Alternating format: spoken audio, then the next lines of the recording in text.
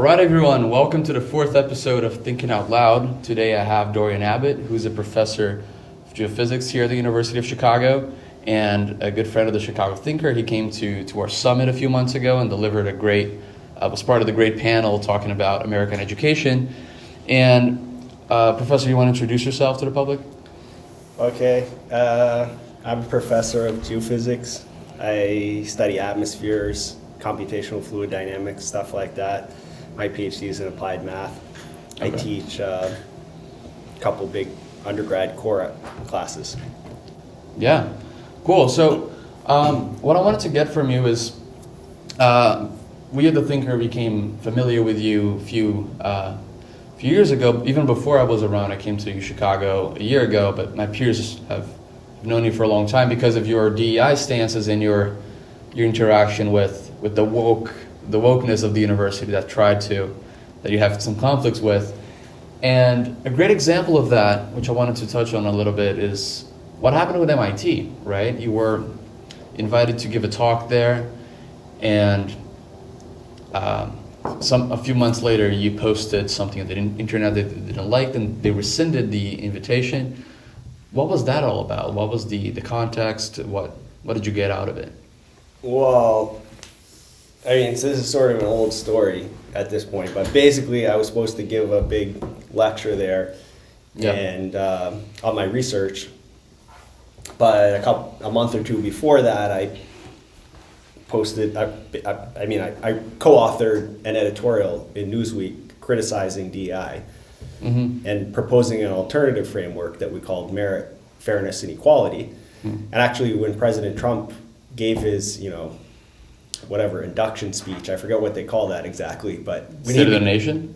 when he became the president. Oh, the inauguration speech. Speech, not induction speech. When he gave that one, he actually, said he was going to restore merit. Yeah. And so maybe we had some influence on feeding the language in that percolated up to him, whoever wrote that speech or whatever. But anyways, so we said... Just some timeline, when was that? 2020, right? Well, I mean, this is a long-standing issue for me. So basically, things started to go sour in Obama's second term. Okay. I mean, there's been problems in society and in education for a long time, but that's when a lot of this sort of DEI stuff started happening, and the sort of restriction on people's ability to express, disagreeing opinions to what you're supposed to think and stuff. And so at first I withdrew a little bit, trying to protect myself like a turtle. It's not my natural state of being, so that didn't last that long. I tried to lobby internally against some things that had been bothering me. Here at the university? Yeah, and everyone ignored me.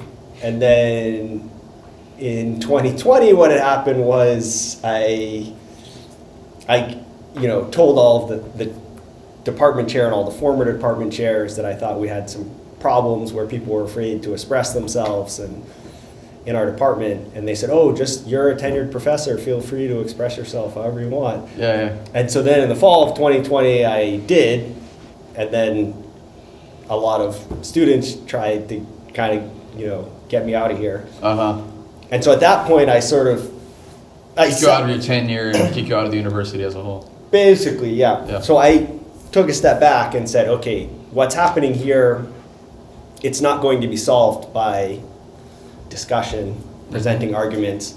I tried to present the best argument in a frame that should be as acceptable as possible, if you know what I mean.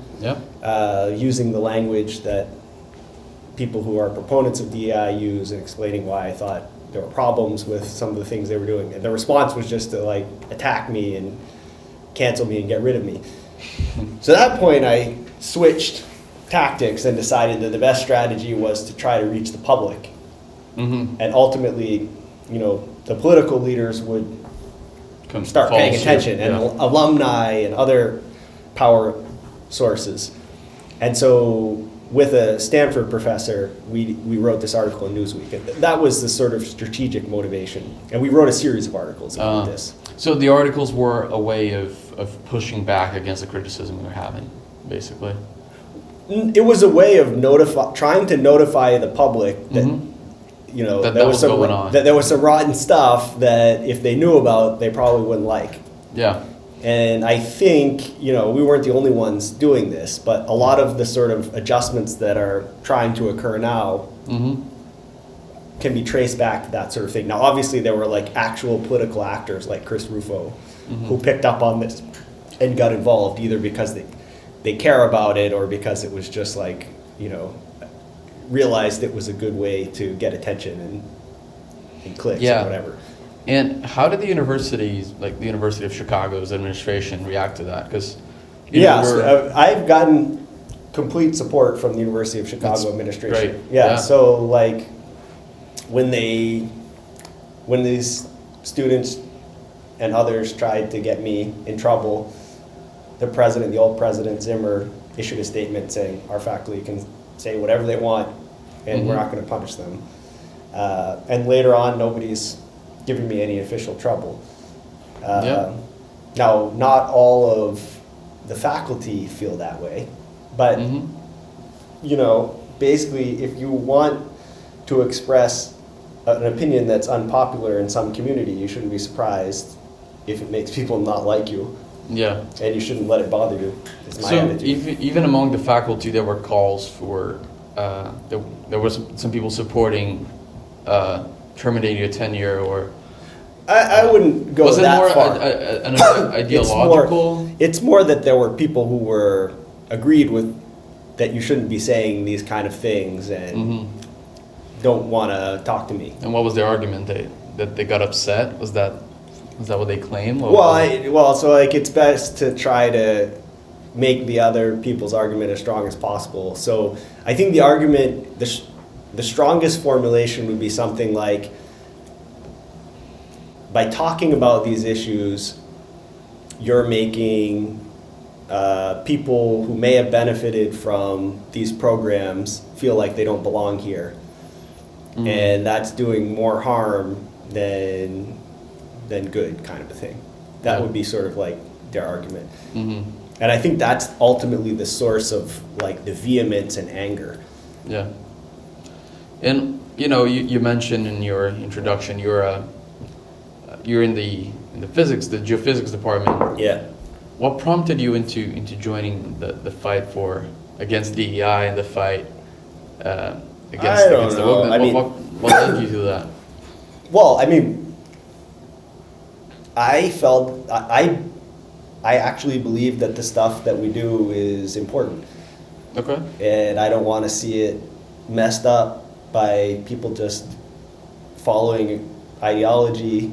And also, I didn't like it that I felt that people who deserved to be getting jobs and promoted weren't, because their skin color or their excuse me, or their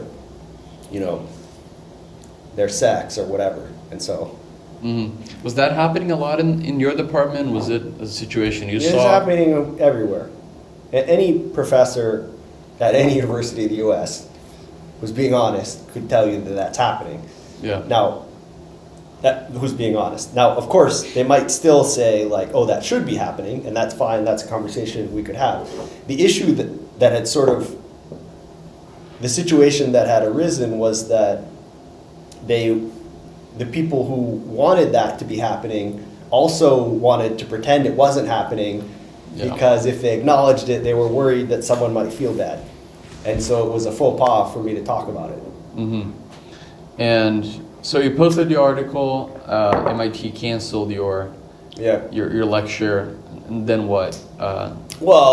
Did you take this fight somewhere? Did you? Well, I wrote an article in Barry Weiss's Substack. It was called like something. Now it's called the Free Press. It was called something else back then. And then a bunch of people wanted to, cover it, and I just agreed to talk to anyone who wanted to talk within reason. Yeah. I had certain limitations on my time, and if someone seemed crazy, I didn't waste time. Yeah. So I talked to people on the right, on the left, whoever, and the New York Times covered it. Yeah. CNN, also Fox News.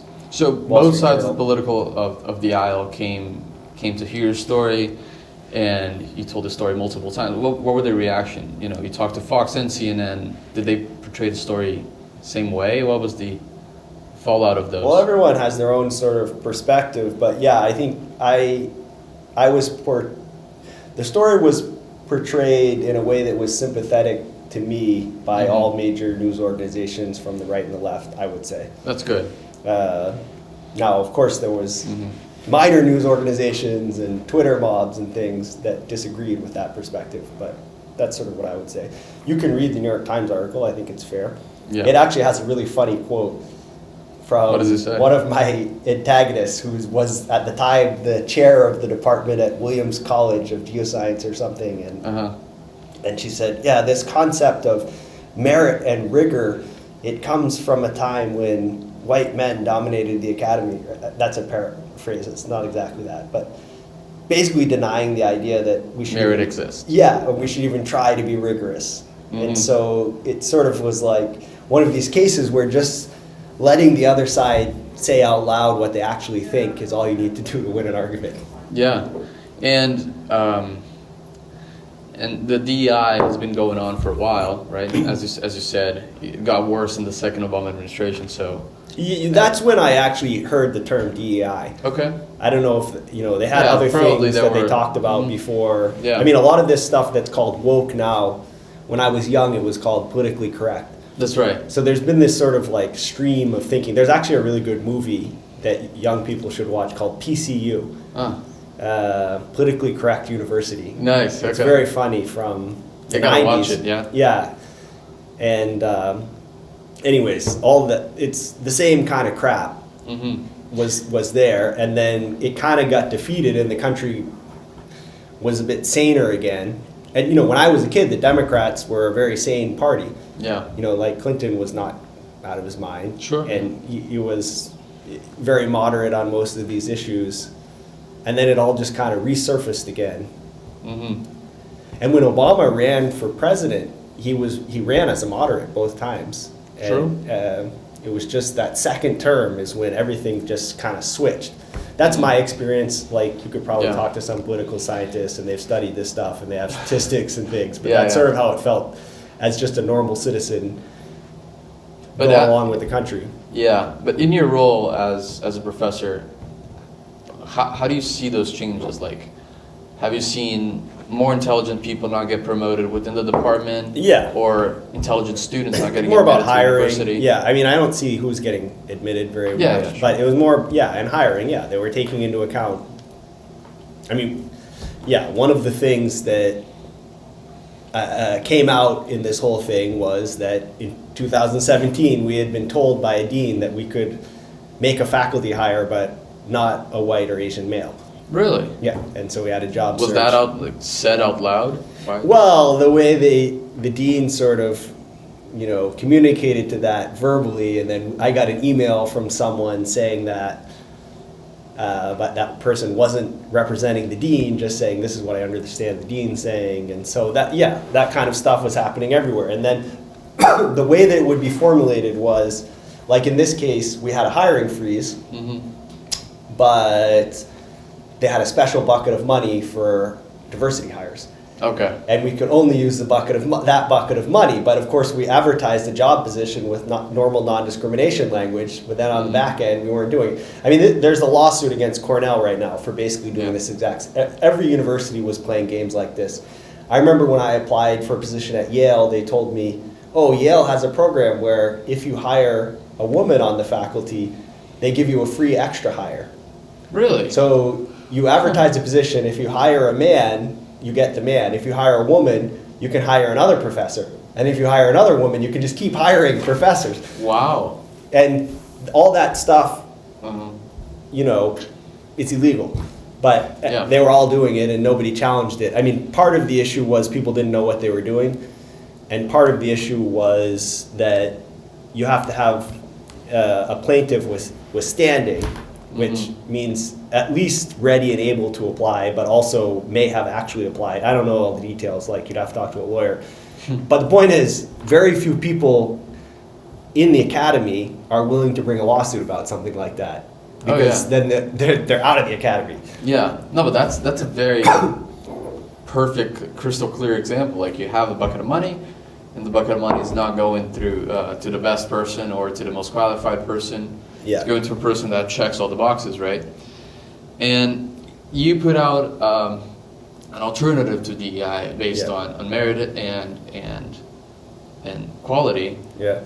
Just give a breakdown to the people in the audience that haven't heard about it. Like, how does Well, how it's do you go nothing about new. that? It's just like the good old what we used to do kind of a thing, where people apply for whatever position. You try to come up with the metrics, the best metrics you can for an evaluation, and you do it rigorously, and you pay attention to potential sources of bias and try to reduce them as much as possible and hire the best person for the job.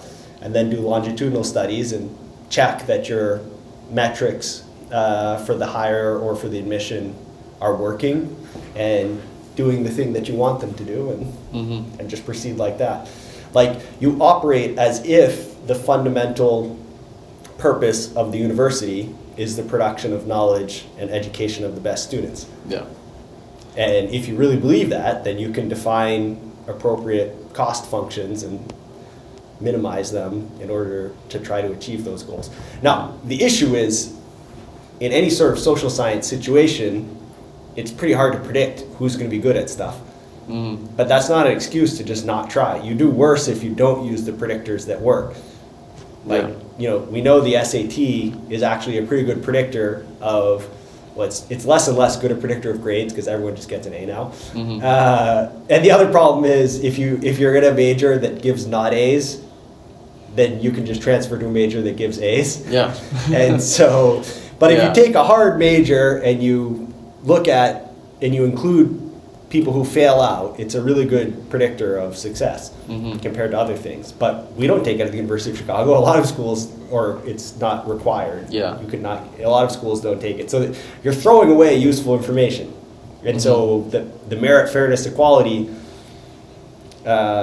scheme would be to take that information and to use it to try to select the students who are going to be the best at producing knowledge and obtaining knowledge and going out and doing the useful things in society that, in theory, we're training people to do. And, in theory, when Chicago and the other colleges made SAT optional, their argument was that the rich, privileged kids would just hire a tutor and excel in SAT. No, that's stupid.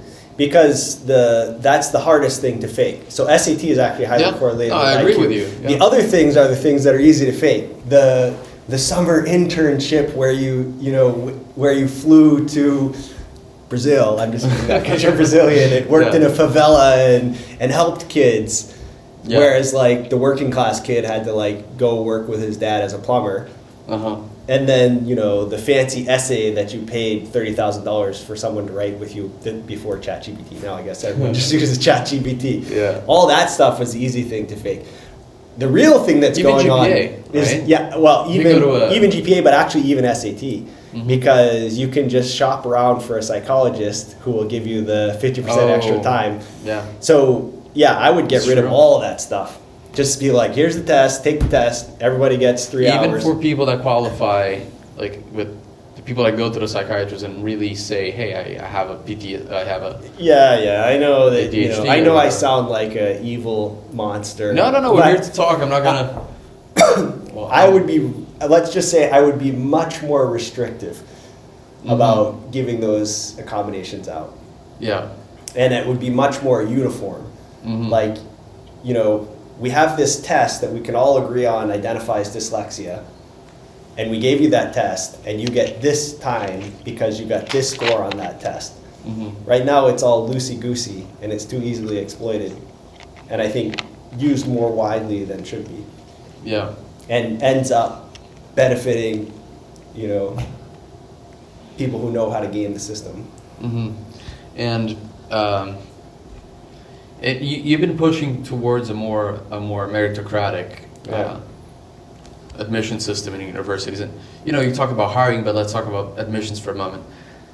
We've had some colleges in the past few years, I guess, going back to mandatory SATs. Yeah, I mean right? The problem is, so let's take MIT for example. So I had, MIT, I had a friend there, and he said that he and some other faculty were invited to participate in the admissions. So they go and they stick the faculty in one room and the admissions officers in another room. They give them each the same 100 applications, and they say, okay, choose the ones that you want to admit. And it was a non-overlapping set. The Really? admissions people picked one thing and the faculty picked another. Yeah. And that was before a lot of these controversies. But basically the admissions people, it's a bit cuckoo what they're up to there. And they can't really explain what they're doing very well as far as I'm concerned. Like, what I would like to see is, here's our algorithm. Here it is in Python. We've written it down. And here's the function, the objective function we're trying to maximize. And here's our anonymized data. If you can come up with an algorithm that, based on longitudinal results from many years, maximizes that objective function better, please send it to us and we'll implement that. It's too fuzzy the way that they're doing that. Yeah, and if they came up with this algorithm and they made it public, you don't think there were going to be people that were going to find a way to cheat it or find a way to exploit it? But if it's the right algorithm, then by exploiting it, they would actually be improving their, they would, so suppose like it turns out that by raising your GPA, that ends up making you more likely, I mean, it depends what your objective function is, but let's say it's get good grades in college, like that would be a simple one. Raising your high school GPA makes you more likely to get good grades in college. And as a result, students ended up studying harder and spending time trying to raise their GPA, whereas now they're spending all their time like founding 8 clubs or something in high school. You see what I mean? Yeah. So it wouldn't really be gaming it if you were just showing people what they needed to do and encouraging them. So you think it'd make more fair? Yeah. Yeah, that's sort of the argument. Yeah. We have countries, such as Brazil. I can tell about my experience in a little bit, that the admissions process for most of the universities is just a simple test, right? It's not a simple, but a single unique test that everyone takes. In Brazil, we have this exam. It's called the college national college entrance exam. Basically, that it's taken. You have once a year to do it. It's only once a year. It's a national event. Yeah. And for 2 weekends in a row, you go and take 2 tests, one humanities and one math science-based exam. And solely by the metrics of those exams, how well you did those exams, you get into college or not. Yeah. And it's a ranking system, right? So you say Professor Abbott got 900, I got 600, I'm not getting in, you're getting in. Yeah. What I have no proof in scientific data to show you this, but looking at the success of the universities in the US and the success of the university in Brazil, I don't think there would be an argument to say universities in Brazil are better. Yeah, no, I mean, but that specific admissions algorithm isn't what's driving the success of universities in the US. Yes, but wouldn't you agree that putting someone that can just do a test perfectly, do you think that's the best metric to analyze who's going to be a good student or a good... No, but notice I didn't say that. Yeah, but that's an example of a very objective thing, a very objective metric. But I said define your objective function. Okay. So I don't know what it is, but say what it is publicly. Is it that your students are going to maximize grades? Is it that your students are going to maximize income after 5 years? But let's say what our goal is and quantify it. And then let's take what inputs we can find and see what algorithm, based on the training data that we have, predicts that objective function best. Now it might be, you're suggesting that a test is not the best one. Fine. I suspect that a test is going to explain something like 30% of the variation. I agree, yeah. Because a test is probably mostly going to measure IQ. We know that IQ is an important predictor of almost everything, but at like the 20 to 30% rate, which means there's a whole lot of variation it doesn't predict. Yeah. And so, there will be other things. No, yeah, I agree with you. I think I'm a big fan of the SAT and the ACT for that matter. I think if you have a standardized test that plays a part into university admissions, I think it's pretty important because you have the same bar for every student, right? Yeah. But I don't think it should be the single system. So you know, I think But extracurriculars are really here's important. what I think is driving a lot of the ambiguity. Yeah. The universities want to be able to accept students who, on a special list, whose family might give them very large amounts of money. Yeah. Whether they meet the qualifications of the other students or not. And so they make a really confusing, ambiguous, and hidden system so that they can do that and pretend that they're not doing that. Mm-hmm. I think it would be much better to just be open about it and say, look, we're going to accept 25 students every year because we think they're going to give us the big bucks. Mm-hmm. And we're putting them over here, and you can buy it. Yeah. Like even bid. You could have an auction for it for those systems. Like, do I have 10 million to get your son into University of Chicago? Going once, going twice, kind of a thing. Fine, we got those ones. Mm-hmm. But here we're going to have a very open admissions algorithm, and anyone's welcome to try to improve it. And if you can prove that you have a more effective algorithm than our algorithm, then we'll implement it in the future. Mm-hmm. That's what I would like to see things going more in that direction. Yeah. Have you seen any university go into the direction? I think the University of Austin has. They're the closest. Yeah. But so their president, Carlos Carvalho, is my friend. Uh-huh. And actually I've written some stuff with him. Great. Yeah. And, some of my ideas probably come from him. It's hard to tell. We talk about it a lot. But anyways, yeah, so he's a statistician kind of guy, and they're implementing some of these kind of ideas. Yeah, and what's their specific algorithm? It's published online. Yeah. What do they focus on the main areas? There's basically UATX is a very successful university for what it is. If you have a certain SAT score, you're automatically admitted. Otherwise, they have a combination of a SAT score and then like a score based on some other things that using a rubric they get it to a number, mm-hmm. and then they just rank people based on that and admit based on that. Okay. That's the algorithm.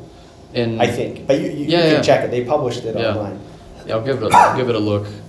And UChicago and every other college is like a complete black box, and nobody knows what's going on. Yeah, I mean, and I have certain specific objections. One is most of our students are very smart and very well qualified. Unfortunately, we do have about 20% of our students who are not college ready in math, and that ends up making problems. But we reject, I think, 96% of students. Mm-hmm. So I would like it if the admissions office would try a little harder to make sure that the students coming in are at least college ready on math. Mm-hmm. On math specifically. Well, that's the one that I end up seeing in my physical science course, and then it becomes a struggle to get to the physical science content. The thick of it. If and then it's a bit annoying for the other students. They're like, why are we learning how to calculate percent change? In a college course that's supposed to be about some physical science topic. Anyways, that problem could be solved if the admissions office were a little more careful on that. Mm-hmm. So I have some specific complaints, but that's sort of a separate issue. Yeah, but that's interesting because, someone from the humanities might say the opposite, right? Someone might be extremely good in math and get rejected, and you're mad that this guy didn't get in. Yeah, well, so here's the problem, though. There's a major asymmetry. So if you look at what we expect in our humanities core, it's serious thinking, right? Yeah. It's not it's critical thinking, yeah. Yeah, you're reading important texts, and you're expected to be able to write essays on them and things. If you look at what we expect at our physical science core, it's a joke. It's pretty rinky-dink. So there's already an asymmetry, and I'm just suggesting that we should try to rectify that asymmetry.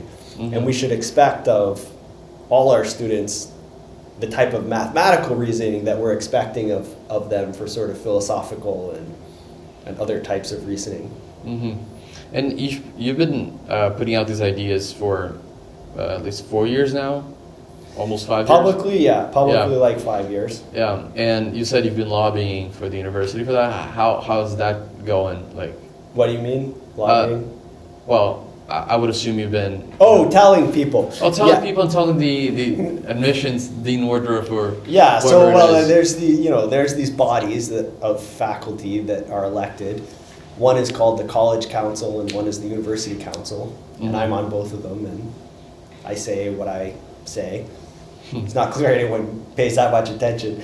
I was punished for complaining about the math level by being put on a committee to look into that. Okay. Which we did, and what ended up being the interesting thing we found was that there's a math admissions exam, Is there? like a math, Like a math No, on the SAT? sorry, all students, you probably took it, have to take an intake math exam. Yes, A yeah. placement, that's what they call Yes, it, that's- math placement exam, That's right? right. So it turns out that math placement exam is very predictive of which physical science core students take and how they do in the physical science core. Mm-hmm. But that information was sort of lost, and the different parts of the university weren't talking to each other. Yeah. And so we figured that out and put it in a report. We also recommended that Phi-Sci be able to be taken pass-fail Mm. because Phi-Sci physical science, because uh-huh. then you could increase the level of the content a little bit and students wouldn't be so stressed. Because another thing I Yeah. found out as being part of this committee was that, our undergrads now, they're coming in and they're like, okay, after my sophomore year, I need to have an internship, Mm-hmm. which means that my GPA after the fall of my sophomore year has to be such and such. And if it's not, I won't get that pre-internship, and then I won't get the before my senior year internship, and then I won't get a job, and then I'm going to be sleeping in a van down by the river, that kind of thing. So I had no idea that that's how the students were thinking. Yeah, but that's it's why pretty they're so common, I can tell obsessed you. with the GPA. So anyway, so if you could take the physical science core on pass-fail, it would take a lot of the sort of stress out of the whole situation. Mhm. I don't know if that's going to happen, but that's what we suggested. Yeah. And so you're saying that the students are more inclined to take harder classes if there's not such a GPA strain. Yeah, and also Mhm. more inclined not to bother me so much. That's right. And Yeah. so, I would prefer to focus on the content and relationships with the students. Not being regrading everything Yeah, for exactly. an Not extra, arguing about an extra points mark. and Yeah. having I've occasionally had parents emailing me that, Parents. yeah, like, oh, my Okay. son is blah blah because you gave him a bad grade, and can't you just change the grade? And, I mean, the other funny thing is, well, I guess not funny, but we're not actually allowed to tell the parents what the student's grade was Mm-hmm. because the students are legal adults, Yeah. or any information about what the student did in the class. So you just replied to the emails. I have no idea what you're talking about. Well, I just, I mean, occasionally I've tried to make some suggestion on how you could console your son. Yeah. that this is not the end of the world getting a bad grade in a class or whatever. Uh-huh. But it's interesting because that perspective, you'd think the parent would think of that. Mhm. Anyways, I've had psychologists emailing me. Oh, the student, Really? so it's interesting because And that's not in the core classes, are they? yeah, that's in core classes. Really? Like therapists Oh, and okay. my conception of the job of the therapist and psychologist is this is a rough world. Your job is to make the person you're dealing with tougher so they can deal with that roughness. Mm-hmm. But they seem to have conceptualized their job as, I'm going to try to smooth out that roughness a little bit. And so they'll send me emails like, oh, this student is having a really hard time with this or that, and so maybe they shouldn't have to do these assignments. Yeah. And so you put out you found out that the big connection between the placement tests and math and which classes the students take, right? Yeah. So you put that to the committee, you put it on a report, and you share it with the administrators. Then what? What is that? Well, they're not opposed necessarily to any of the things that we said. They have to think about it. I mean, it's one of these classic cases where some committee of 4 faculty don't know all this, the stress, all of the different stresses to the system. Mhm. So we made some recommendation, and they have to think about it. Yeah. Nothing's happened yet, but Mhm. That was recently, I'm assuming. last spring. Okay. Pretty. Yeah. Some of the Dean Hale took it seriously, and the Master of Physical Sciences took it seriously. So. And you know, U Chicago is like famous for having one of the best physics department and very, you know, econ department, math department, and physics department in the world. Has that change in student quality reshaped the top, like the PhD students, or is that really only an undergrad, or is that something that affects the top level students, the researchers and so on? You're saying, are we getting worse? Yeah, because you say like you get worse students, but I understand. I didn't actually undergrad. say that. No, of course. But so, for example, like when we looked at these math placement exams, we had the data for the last 10 years, and it was always 20% who weren't college ready. Mm-hmm. It's not like things have gotten worse. Okay. COVID didn't have a significant, effect. It's just we're admitting 20% of students who aren't really ready to do college level math, and we have been for 10 years. Yeah. So it's not like things are, that there's a secular trend. Mm-hmm. So COVID and DEI and all these changes that have been happening for the past 10 or so years, as you said, haven't really. Well, it could have. So we only had 10 years of data. So okay, that's before fair. that, it could have been different. That's fair. But within that 10-year period, and certainly through COVID, it didn't change the math preparation really at all. Yeah. Of our admitted students. So in terms of getting the PhD students, the postdocs, and the high level research guys, that hasn't really affected. Well, because that's how universities are measured, right? I think the DEI thing has affected that. Mm-hmm. It's hard to say how much. Maybe someone's tried to quantify that. I haven't. Mm-hmm. But yeah, we haven't always consistently picked the person we thought was going to do the best science. Yeah. Although there has, it's not like we haven't paid any attention to that. I'm just saying there have been other considerations at various times, and that would be true in every department, I think. Mm-hmm. And that's good. At least you're focusing on merit at least in the top levels. That's sure. It's been a focus of yours still. And in other universities, because we're talking about the University of Chicago, we have a very high bar of freedom of speech and freedom of inquiry, and although that said, the students don't seem to be comfortable speaking their mind. Yeah. And I mean, and neither the faculty, to be honest. Some people speak out. You talk to Rachel Fulton Brown, and obviously she doesn't have any trouble causing trouble. Well, to be fair, neither do you. Yeah, to a certain extent. We're not like the normal professor. I mean, for one thing, the way that you're successful in the academy is to keep your mouth shut for a long time before they give you tenure. And it sort of filters out a lot of the people who are a bit, odd. Yeah. At least willing to express odd opinions openly. And we also have the system of peer review, which is, in a certain sense... You have to have a good reputation. Well, no, but good standing. The problem with peer review is, in some cases, it can discourage, ways of thinking that challenge an orthodoxy. Because you're asking people representing the orthodoxy to do the reviewing. Yeah. So anyway, there's a number of sort of systemic issues in the academy that I think tend to discourage independent thought. And we're human beings, and people don't want to have everyone yelling at them. Yeah. And, I'm a little bit insulated, I suppose, just dispositionally. Also, I don't live in Hyde Park. My children don't go to the lab school. I don't go to cocktail parties.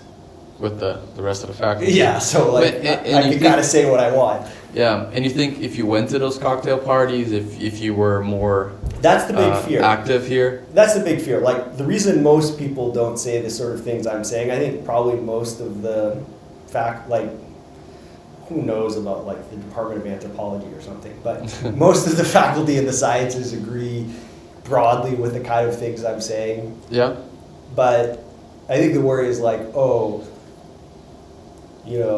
Frank won't play tennis with me if I say this stuff, or whatever. I won't get invited to that fun faculty party, or what will happen to my kids at the lab school if I get a reputation as the crazy professor Mm-hmm. who's saying things that we're not supposed to say. Yeah, and that's even in U Chicago where, you know, we're known for being more Yeah, I mean, acceptable. if you look at those fire surveys, and those are students, but Yes, yeah, the majority of our students, I don't know the exact Oh, the numbers. fire service are important. They say they don't feel comfortable saying what they actually think, and I think that is an accurate depiction of what students have told me informally, Mhm. and also I think it similar thing goes for the faculty. Yeah, yeah. The fire. We've been, you know, the top.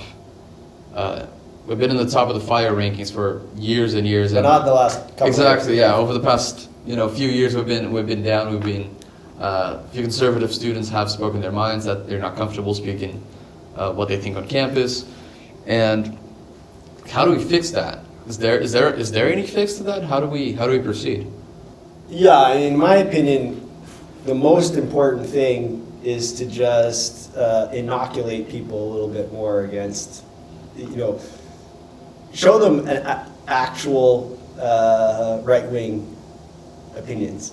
So then when they hear someone say a moderate opinion, they don't freak out. Yeah. And so, yeah, I'd like to see the faculty, I don't know what the numbers of the faculty who voted for the parties are? Oh, I have zero idea. But, you know, There's probably like 95% of the faculty voted for Harris and maybe 5% Trump. you think it's that much? For Trump? I would say it's like 80-20. Oh no, there's no way 20% Really? of the faculty voted for Trump. Okay. No, because in the student base, I'll say this. Yeah, the students are much less. Like we have like frat people and athletes that would never vote for Trump, and we have like girls that are also athletes and they're like, I'm never gonna vote for Harris that wants to push men to play in our team. Yeah. So I think in the students we have. No, the students in general at every university are much. They're hidden, right? They don't say Yeah. they're conservatives, but I would say it's a 80-20 Yeah, for the no. liberals. In the faculty, it's more extreme. But Mm-hmm. I don't know where I was going with that. Why were we talking about that? Because we were talking about like how to fix it, like how to. Oh, yeah. right. So that's what I would do. I would try. I mean, especially in the humanities. I think this is less relevant in the sciences. But in the humanities, I would try to start some centers that were specifically designed not to hire conservatives, but to represent areas of thought that we don't cover very well. Mm. And so, you know, it would be the things that we don't cover, and the perspectives that are not very present here, they happen to overlap with conservatives, I think. Yeah. And so you would carefully choose those in order to do that. And then there's What are some of those areas you think? I wrote in that essay I sent you. Let me pull it up. Oh yeah, we can talk about that one. Let me send you. Wait, where is that? Yeah, it's in the email you. Yeah, I gotta when find talking. it. It's like one of the first ones. It's about the college admissions and. So I had some essay. Okay, stop that. Okay. So I would like to see these types of topics. Now these aren't the exact ones, but Yeah. Just the ballpark. virtue ethics, military history, natural law, American founding fathers and founding documents, Christian thought, great texts of the West, that sort of thing. Uh-huh. I mean, imagine topics like great men of history, Yeah. Caesar, Bonaparte, and Trump.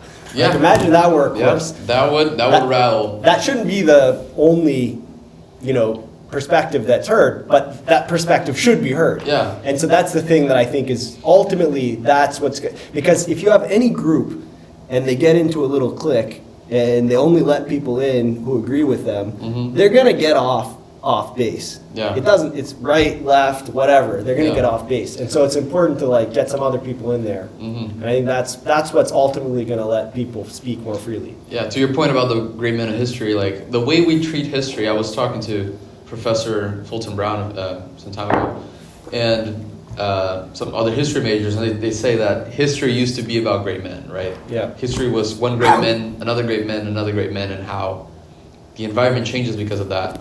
And ever since 100 and something years ago, we changed into a class system, right? The revolution between the poor Frenchmen and the monarchy, and then the colonists against the English. It's not about George Washington or Alexander Hamilton and how they were great. It's about how the colonists fought the British. Yeah. And it's funny because I talked to a few conservatives, and like some of the founding fathers like are insanely well respected. But if you talk to someone who's not really conservative, they say, Thomas Jefferson had slaves. Yeah. And they diminish. Yeah, I mean, to be fair, Jefferson was a bit of a... I actually think... I don't like him for another reason. I mean, owning slaves not great, but I mean, sure. He was extremely arrogant. Oh, he was. So to the extent that he wrote his own version of the Bible. He edited the Bible, and he came out with his own version where he cut out everything he didn't like. Yeah, and so that's the sort of Enlightenment mentality that I think is just going too far. Some of the Enlightenment is good, but sometimes it's like, come on, guys, you're overdoing it.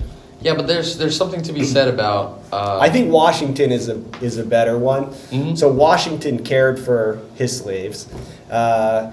What people don't appreciate is he's born into this system. He's got like 100 slaves.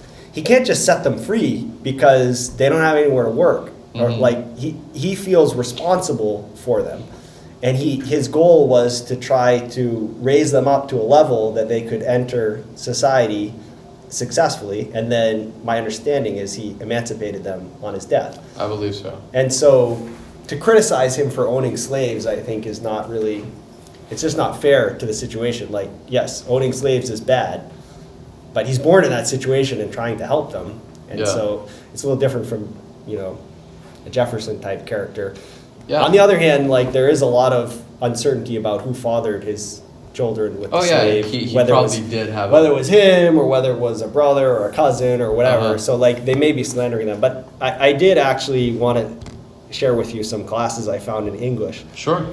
So this is not this was not the result of a pre-registered study. However, I did just go over to the English department's website and look at the first, 5 things that popped up, and a few of them caught my attention. So I saw a few too. We'll go into that. Yeah. So one was Intro to Porn Studies. Wow. Okay. Invention of Lesbian Literature. Body Problems Theorizing Fat and Thin in Early Modern Literature. So these were just like the first few classes I saw popping up. And then I saw Moby Dick, and I said, oh, wow, so they're, actually teaching yeah, that's great, Moby Dick. But then I look at the thing, and it says, students will engage with a variety of critical perspectives, including those from queer theory, black studies, eco-criticism, Marxism, feminism, and book history. So what that suggests is that, to me, what it suggests is that they don't actually believe in what they're doing anymore. Like, they don't think that there's great literature that we should read just because it's great literature. Yeah, and that's... There has to be an underlying reason. Yeah, we have to have this, like, angle, and we use the literature as sort of like, I don't know, a not very well-motivated vehicle to get our little political jab in, which I think it's really bad that that's how literature is being taught. And I think a lot of students just conclude, well, this is all crap. English is all crap. Humanity is all crap. That's certainly what I concluded as a student. But that's not the right conclusion. Humanities is central. It's super important. Like, universities need that, and so they gotta get their act together and start believing in what they're doing again, because it's important. And then the porn studies one I thought was especially relevant because aside from the topic really not being serious, part of it said, this course is both an introduction to the academic field of porn studies, which is funny, and to its equal and opposite, the endless repository of historical and current attempts to get pornography out of the way, to keep it somewhere else out of sight, to destroy it, on and on. So the point is that they're saying in the syllabus that, if you have certain perspectives, you're not welcome in this class. Yeah. Right? Like we're carefully defining what discourses are allowed to exist in the university, and anyone with sort of moral, thinking about morality in a society, anyone thinking about human flourishing, these sorts of things is not welcome. Because we want to push. You're not welcome to have a divergent thought against that, right? You're not welcome to say, what do you mean? And so that's the sort of thing that if we had faculty in that department who could say like, well, wait a second, there are other ways of looking at pornography. If we could have more Dorian Abbots around here. Yeah, I think that's probably the ultimate solution to most of the problems that we have. We just need we need better representation. We need a faculty that represents the public better. We need some other type of DEI. Yeah, I mean, no, I don't want some other type of DEI, but we need to open. We need to be open to scholars and researchers that are like you and are like Rachel Wilson Brown, that are not scared to speak their mind. Well, not right? like me. Yeah, I mean, not exactly like me, but more like. But in the sense humanities that you speak your people, mind. yeah, sure. But we want humanities people who are willing to present, I don't know, let's say the Western tradition in a positive way. Yeah. We need social scientists who are willing, if they do a study and it says that, I mean, there was a famous case recently where some social scientist did a study and it said something like a lot of people who do the transgender thing end up regretting it, and they just refuse to publish the data. You know, we need social scientists who are willing to publish the data. Yeah, and who are the questions you ask can be very important too. Who will ask? I mean, like as an ensemble of independent actors, some of them should have a left-wing bias, but if you don't have a situation where some of them have a right-wing bias, then the ensemble is going to have a trajectory and it's going to wander off in one direction. Yeah. And so that's why there's a sort of corrective term that needs to be applied, I think, in a lot of fields. Yeah. No, there's some classes. I was a friend of mine at the Thinker wrote an article about a class that a few years ago that was is God queer or something like that. That's a religion. Yeah. Was that in the divinity school? I believe so. Yeah. So I mean, it's sad because there's so many important things that a theologian in the 21st century could be working on, like the engagement with secular culture. Yeah. But ultimately, like the whole secular culture thing is a small and shrinking minority of the world population, right? It's shrinking because secularism is associated with such low fertility rates. So less than 10% of people on the world are secular. Yeah. And so, yeah, so engagement with secular society, but let's not get too excited, but engagement with Hinduism, Christian Hindu engagement, Christian Muslim engagement. There's so many interesting things that areas that that theologians could be doing if they took themselves seriously, but instead they're talking about, is God queer? Yeah. Or whatever. Like, it's a waste of time, in my opinion. It's not serious. It's not worthy of the University of Chicago to be playing games like that. Yeah, I mean, get our theologians, our scholars to study what actually matters, right? To real world problems there.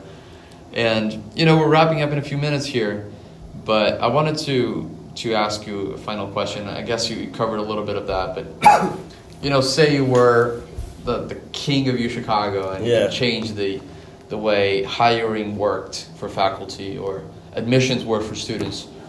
What would be the low-hanging fruit you want to focus on to make things better? Yeah, so this is the low-hanging fruit. I would want to try to change humanities division, social science division, the composition of the faculty to have more perspectives present. And I would do that by having centers focused on thought that's not represented. And I would have hiring done primarily through these centers. Because the problem is right now, hiring is controlled by departments, and a lot of the departments, not all of them, but a lot of them have drifted so far in one direction that they don't even consider people who think differently. And so if you took that hiring authority away from them and tried to get people, if you intentionally tried to get people who think differently, I think that's sort of the most important thing.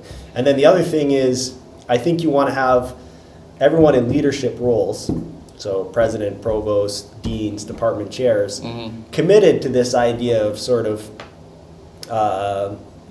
expanding the range of perspectives that people are willing to openly say at the University of Chicago. Yeah. Oh, that's perfect, Professor. Well, thank you for coming here. It's an honor to speak to you again. And for those in the audience, we'll be back with another episode sometime soon, so stay tuned. Thank you. Have a great day.